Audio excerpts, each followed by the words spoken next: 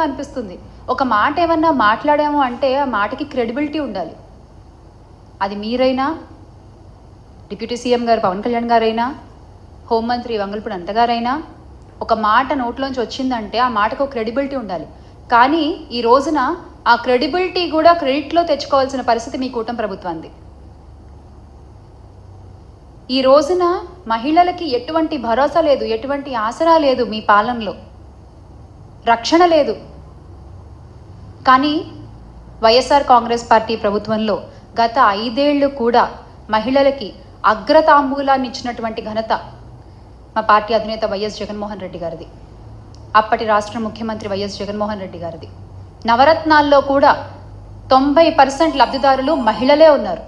90% ఇచ్చిన నవరత్నాల హామీల్లో లబ్ధిదారులు 90% మహిళలే ఉన్నారు. అంటే మహిళా సాధికారతే లక్ష్యంగా అడుగులు వేసినటువంటి ఘనత గత 5 సంవత్సరాలు వైఎస్ఆర్ కాంగ్రెస్ పార్టీకే దక్కిందని చాలా గర్వంగా చెప్తాను నేను.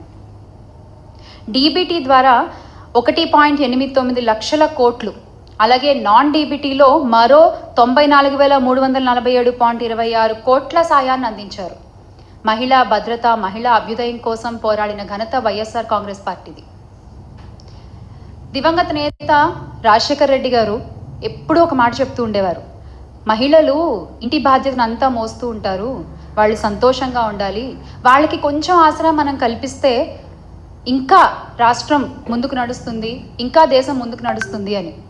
ఆ మాటని గుర్తుపెట్టుకుని వాళ్ళ నాన్నగారి కంటే 2 అడుగులు ముందే ఉండి ఈ మహిళా సాధికారతలో, మహిళా అభ్యున్నతిలో, మహిళల రక్షణలో మా అధినేత వైఎస్ జగన్మోహన్ రెడ్డి గారు సుపరిపాలన అందించారు గత 5 ఏళ్ళు కూడా. ఎటువంటి దుస్సంఘటన జరిగినా కూడా నిమిషాల్లో అక్కడికి చేరుకునేటువంటి పోలీసులు, దిశా వ్యవస్థ, SOS నెంబర్ ద్వారా, ఫోన్ షేకింగ్ ద్వారా లొకేషన్ని ట్రేస్ చేసి అక్కడికి చేరుకుని సంపూర్ణ వివరాలను సేకరించి వాళ్ళకి, ఆ నిందితులకి శిక్ష పడేలా చేసి విక్టిమ్స్కి న్యాయం జరిగేలా చేసినటువంటి ఘనత గొప్ప దిశ యాప్ది. ఆ దిశ యాప్ని ఈ రోజున మీరు నిర్వీర్యం చేసేసారు. అంటే దీన్ని మేము దిశ యాప్కు జాతీయ స్థాయిలో 19 అవార్డులు వచ్చినటువంటి ఈ యాప్కు దిశ చట్టం రావాలి అని చెప్పి మేము ఆ కాగితాలని పంపిస్తే ఇప్పటి విద్యాశాఖ మంత్రి, ఇప్పటి హోంమంత్రి ఆ కాగితాలని తగలబెట్టేశారు. ఆ రోజున మీరు అనుకుని ఉండొచ్చు కాగితాలు తగలబెట్టేశామని, కానీ ఈ రోజున అవే నిప్పులు ఆడవాళ్ళ ఒంటి మీద కనబడుతున్నాయి. మీకు కనిపించట్లేదా? ఆ రోజున పేపర్లు తగలబెట్టేశారు, ఈ రోజున అదే నిప్పుల్లో ఆడపిల్లలు తగలడిపోతున్నారు. అవేమీ మీకు కనిపించవు కదా అస్సలు. అంటే మీది ఈ మహిళా భద్రత విషయంలో మీ కూటమి ప్రభుత్వం ఫెయిల్ అయింది అని మీ మంత్రి గారే, ఉప ముఖ్యమంత్రి గారు, గౌరవనీయ పవన్ కళ్యాణ్ గారే ఒప్పుకున్నారు.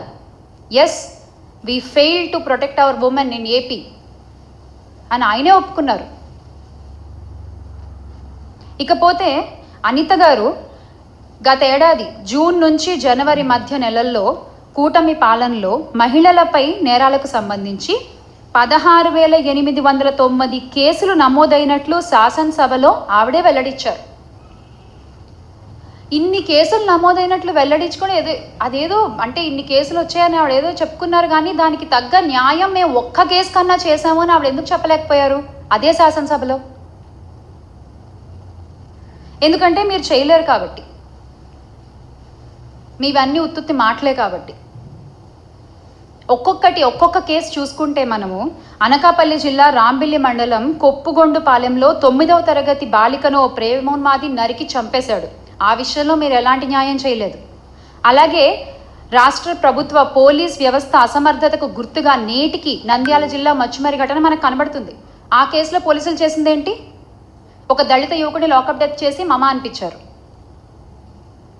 ఆ తర్వాత కృష్ణా జిల్లా గుడ్లవల్లేరు ఇంజనీరింగ్ కాలేజ్ అమ్మాయిలు 300 వీడియోలు ఉన్నాయి మావి అంటే దాన్ని కెమెరాలు ఎక్కడున్నాయి చూపించండి అంటూ నారా లోకేష్ గారు హేళన చేశారు. అది పరిస్థితి. ధర్మవరం 1 టౌన్ సిఐ నాగేంద్ర ప్రసాద్ గారి తల్లి స్వర్ణకుమారి గారు 62 ఏళ్ళు ఆవిడ మిస్ అయిందని కంప్లైంట్ ఇస్తే కొన్ని రోజులు ఏదో విచారణ జరిపి తర్వాత హత్య చేశారని చెప్పేశారు. పోలీసు వాళ్ళ పరిస్థితి ఇలా ఉంటే మిగతా వాళ్ళ పరిస్థితి ఏంటి? చిత్తూరు జిల్లా పొంగనూరులో 7 ఏళ్ల బాలిక అంజుమ్ విషయంలోనూ అదే జరిగింది. బాలికని ప్రాణాలతో కాపాడలేకపోయిన హోంమంత్రి పొంగనూరుకు వెళ్ళి రాజకీయం మాత్రం బాగా చేశారు. డిప్యూటీ సీఎం పవన్ కళ్యాణ్ గారి నియోజకవర్గంలో కూడా అదే జరిగింది. ఆ దుర్గాడ్ జాన్ అనే వ్యక్తి 16 ఏళ్ల బాలికపై సోమవారం అత్యాచారానికి పాల్పడితే ఆ వ్యక్తిపై ఎలాంటి యాక్షన్ తీసుకున్నారో మనందరం చూసాం. మీ ప్రభుత్వంలో ఇలా జరుగుతుంటే మా ప్రభుత్వంలో, గత ప్రభుత్వంలో వైఎస్ఆర్ కాంగ్రెస్ పార్టీ అధికారంలో ఉన్నప్పుడు, జగన్మోహన్ రెడ్డి గారు ముఖ్యమంత్రిగా ఉన్నప్పుడు మహిళలకు ఎంత భరోసా కల్పించారు. ప్రతి అడుగులోనూ ఒక సోదరుడిగా, ఒక కొడుకుగా తోడుండి మహిళల్ని ముందుకు నడిపించిన ఘనత వైఎస్ జగన్మోహన్ రెడ్డి గారిది. అమ్మ కడుపులో ఉన్న బిడ్డ దగ్గర నుంచి నిండు మనసుతో ఆశీర్వదించే అవ్వ దాకా ఏ వయసులో మహిళలకి ఎలాంటి అవసరాలు ఉంటాయి గుర్తెరిగి వాటికి తగ్గట్టుగా పథకాలను అమలుపరిచి సంక్షేమాన్ని అందించిన ఘనత the one and only YS Jaganmohan Reddy గారిది. అలాంటి ముఖ్యమంత్రి ఏపీ చరిత్రలో ఎవరు లేరు. ఘంటాపదంగా చెప్పగలను నేను. He's the one and he's the only one. నవరత్నాల పథకాల్లో 90% మహిళల కోసం ఇస్తే ఆ సంక్షేమం వల్ల ప్రతి ఇంట్లోనూ మహిళలకి ఎంత గౌరవం పెరిగింది, ఎంత విలువ పెరిగింది మనందరం చూసాం. ఆడపిల్లల్ని కనడానికి భయపడేటువంటి రోజు నుంచి పర్వాలేదు, ఆడపిల్లని కన్నా ఏం కాదు, ఆసరాతో 5,000 దగ్గర నుంచి మొదలు పెడితే, స్కూల్కి పంపిస్తే, అమ్మఒడి